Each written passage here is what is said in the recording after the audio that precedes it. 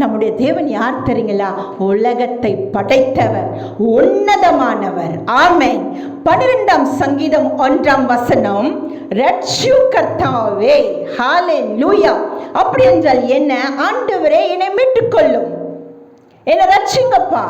ஜெபம் பண்ணுங்க, எப்படி பேசுங்க.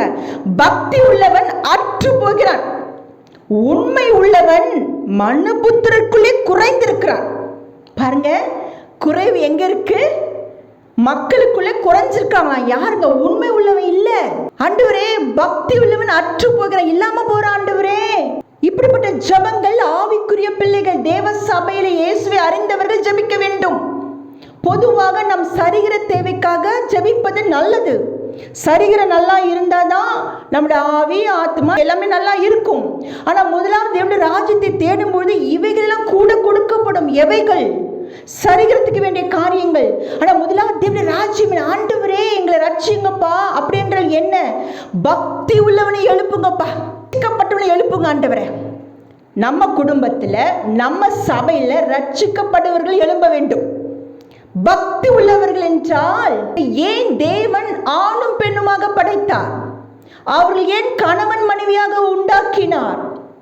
ஏன் அவர்களை ஒரு மாமிசமாய் மாற்றினார் என்றால் ஒரு பக்தி உள்ள சந்ததி வரணும். சாத்தா எங்க கை வைப்பான்னு தெரியுங்களா?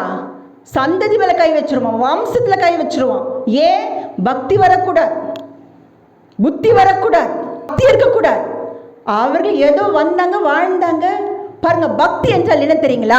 ஆதாம் ஏவாளை உருவாக்கின பிறகு ஆண்டவர் சொல்கிறார், இந்த மரத்தை தொடாத, கனியை புசிக்காது, நல்லது.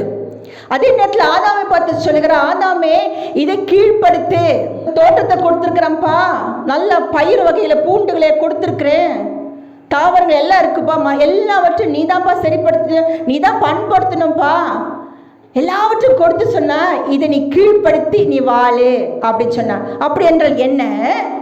நீ எனக்கு கீழ்பட்டிருக்கணும் அர்த்தம். பக்தி உள்ளவன் என்ன சொல்லுவான்?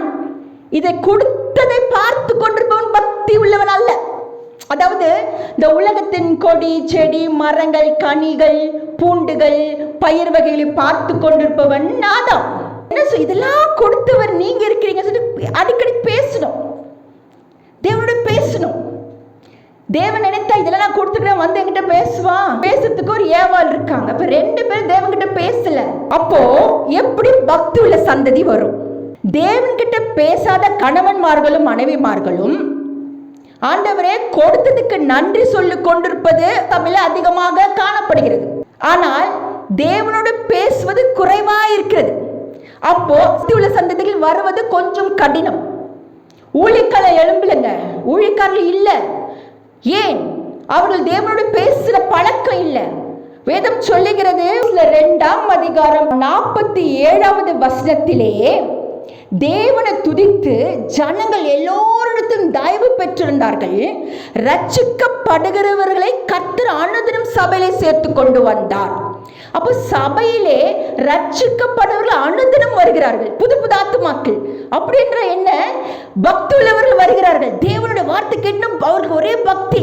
பெரிய தேவன் ரத்தம் சிந்தினாரா, ஈஸ்வரர் பேசுறாங்க, இயேசுவை நாங்கள் கண்டோம், இதெல்லாம் கேட்டு கேட்டு தினமுங்க சபையிலே புது ஆத்துமாக்கள் வர வேண்டும் என்றால் என்ன பண்றானா, இருக்கிற ஆத்துமா திருப்தி அடைந்திருக்கிறார்கள். ஊழியக்காரர்களே சபையிலே ஆத்துமாவை கண்டு நீ திருப்தி அடையக்கூடாது. பக்தி உள்ளவன் இருக்கிறானா? ஆமென். ஞானம் உள்ளவன் அல்ல, பக்தி உள்ளவன். ஹalleluya. அப்படிப்பட்டவன் சபையிலே கர்த்தர் சேர்ப்பார். அப்ப பக்தி உள்ளவென்றால் சபைக்குள்ளே தேவனை துதிக்க வேண்டும். தேவன் கொடுத்ததை துதித்துக் கொண்டு நன்றி சொல்லிக் கொண்டிருப்பது சபை எழும்ப கூடாது என்று அவர் சொல்லுகிறார். தயவு வரணுங்க சபைக்குள்ள. பாருங்க, ஒரு புதிய ஆத்துமாக்கள் வருதுனாலே பழைய ஆத்துமாக்கு எப்படி இருக்குங்க? நம்ம இடத்தை பிடிச்சிருவாங்களோ? இதுல குடும்பம், பொதுவாக சபை என்பது குடும்பம் தான். அதே நேரத்தில் பரலோக குடும்பம், பூமியில் இருக்கிற குடும்பம் அல்ல. சபை என்பது பூமிக்குரிய குடும்பம் அல்ல, பரலோக குடும்பம்.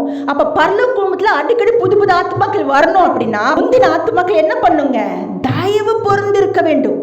வராங்களா, நான் பெற்றுக்கொண்ட ரட்சிப்பை நீங்க பெற்றுக்கொள்ளுங்க சந்தோஷப்படணும். அதை விட்டுட்டு ஐயோ இவங்க வராங்களா, அவங்க வராங்களா, இவங்க என்னோட மேன்மை அடைவார்களா, அது பக்தி அல்ல. எங்க பக்தி உள்ள சந்ததி வரும்? சபைக்குள்ள இருக்கிற ஆத்மா வச்சுக்கொண்டு மூப்பர்கள் அவங்க இவங்க இருக்கிறது திருப்தி அடைகிற ஊழியக்காரர்களே கர்த்தர் உங்களோட பேசிக்கொண்ட காரியம் என்ன? பக்தி உள்ளவன் எங்கப்பா? பக்தி உள்ளவன் காணப்பட வேண்டும். ஆதாம் ஏவாள் பக்தி உள்ள சந்ததியை பெற்றுக்கொள்ளலங்க, பாவ சந்ததியை பெற்றுக்கொண்டாங்க. வேதம் என்ன சொல்லுகிறது? அன்னதினம் சேர்க்க வேண்டும். பக்தி உள்ள குடும்பம் சபைக்குள்ள எழும்ப வேண்டும் என்றால் ஒரு காரியம் செய்யணும். அப்போஸ்தலர் 2:37 பாருங்க. இதை அவர்கள் கேட்ட பொழுது இருதயத்தில் குத்தப்பட்டவர்களாகி. ஆமென். அப்போ தேவ வசனம் பேதுரு சொல்றாங்க, ஏசப்பை பத்தி கிறிஸ்துவை பற்றி சொல்றாரு. அதை பார்த்த ஜனங்கள் எல்லாருக்கும் இருதயத்தில் ஒரு குத்தப்பட்டுச்சுங்க. அப்போ பக்தி எப்போ அங்க வரும்? இருதயம் குத்தப்படணும். ஹல்லேலூயா. தேவ வார்த்தை கேட்கும் பொழுது நீ கேட்டுக்கொண்டு நிர்விசானியாக சென்று கொண்டிருக்கிறாயா? அங்க பக்தி வராதுங்க. அங்க ஏதோ ஒரு வாழ்க்கை வாழ்ந்துட்டு போலாம். குத்தப்படணுங்க. உங்க இருதயம் குத்தப்படுவது, காயப்படும், வேதனைப்படும், ஐயோ என்று கதர்கள் வரணுங்க. பேதுரு மற்ற அப்போஸ்தலரை பார்த்து அநேகர் சொன்னாங்க, என்ன செய்ய வேண்டும்? பக்தி உள்ளவனுக்கு முதலாவது இருதயம் குத்தப்படணும். இரண்டாவது, நான் என்ன செய்ய வேண்டும்? சபைக்குள்ள இப்படிப்பட்ட ஆட்கள் எழும்ப வேண்டும் என்று சொல்லி ஊழியக்காரிகளை ஜெபிக்கணுங்க.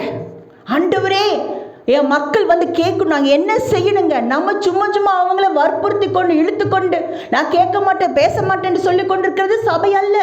இந்த நாட்களிலே சபை திருப்தி அடைய கூடாது என்று ஆண்டவர் சொல்கிறார். நீ திருப்தியா இருக்கிறாயா? இல்லை. தேவனிடத்தில் மன்றாடி தேவனிடத்தில் கெஞ்சுங்க, ஆண்டவரே ஒரு பக்தி உள்ள சந்ததியை